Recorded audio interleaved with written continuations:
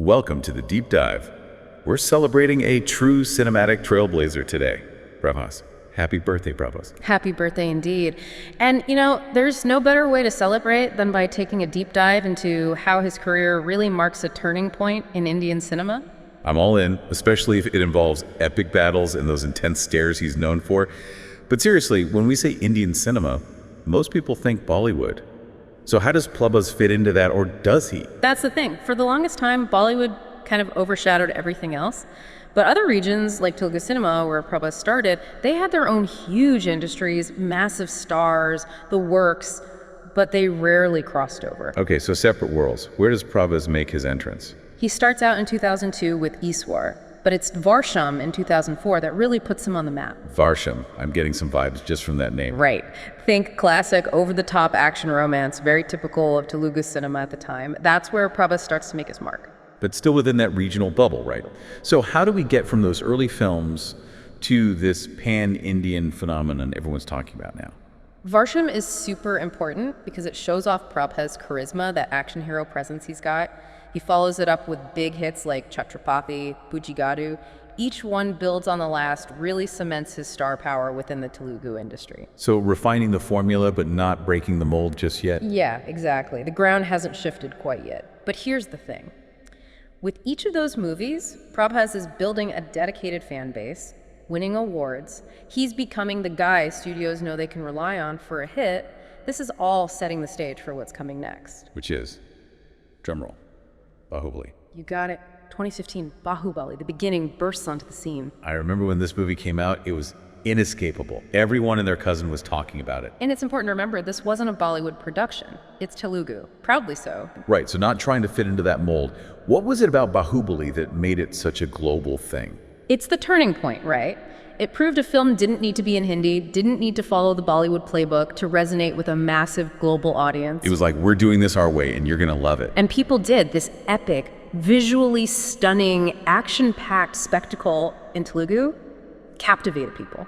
And at the center of it all is Prabhas. Yeah. Pure charisma. And talk about dedication.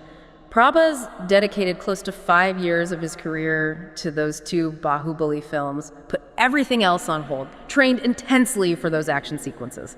He was all in. And it paid off. The sequel, Baahubali II, the conclusion in 2017, just smashed the first film's records. That's where this whole pan-Indian term really explodes, wouldn't you say?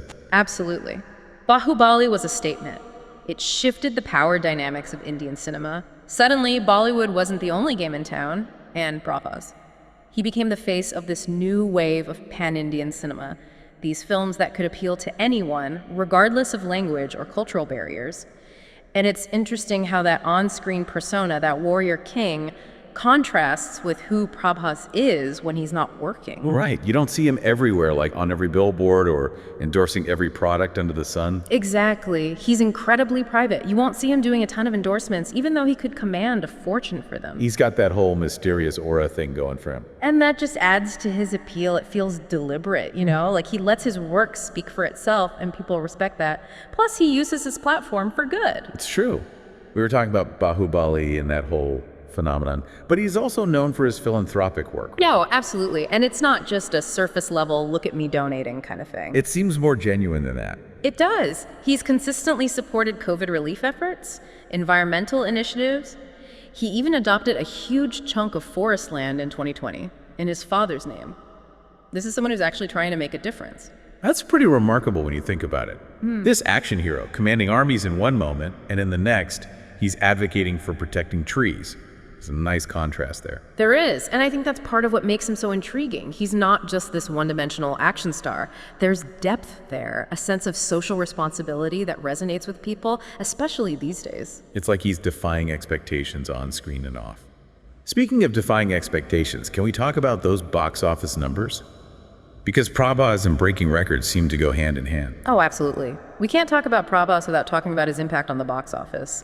Baahubali wasn't a one-time thing. His films constantly push the boundaries of what Indian cinema can achieve. Like with Saho in 2019. That was another massive release, trying to capture that same epic scale but with a more modern action thriller vibe, right? Exactly. And while Saho didn't quite reach those same dizzying heights as Baahubali, it still made a huge impact. I mean, it grossed over 433 crore worldwide. Proved that Prabhas' appeal wasn't limited to just one genre or style. And then you have Rodham, period romantic drama, quite a departure from the action hero image. That one's interesting. Rodham had a bit of a mixed reception, commercially speaking. It didn't quite land the same way. The visuals were stunning, but the story didn't connect with everyone. But even then, it still made a splash, grossed over 214 crore worldwide. Just shows you, even his flops are considered huge successes by most standards. His flops are most actors' biggest dreams. But then he comes back with Salar, Part 1 Ceasefire in 2023, and blows everyone away again. Talk about a comeback. Salar really cemented Prabhas' status as the pan-Indian superstar. Didn't it break some records too? I feel like every other Prabhas movie does. You're not wrong. Salar made 176 crore on its opening day alone. Seriously. It was his fourth film to bring in over 100 crore on day one. And, Salar was directed by Prashant Neel, who's becoming a huge name in this pan-Indian wave himself. So there's like this ripple effect. Exactly. Prabhas paves the way, opens doors for other filmmakers and actors to follow. It's not just about one man's success, it's about changing the game for everyone.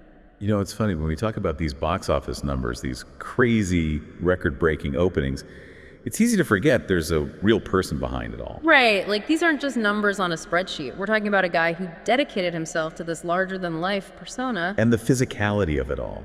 The years of training, the demanding stunts. He just keeps pushing those boundaries further and further. And let's not forget, he's not just doing the same thing over and over again. He's done those historical epics, the modern action, even a period romance. He really does keep us guessing.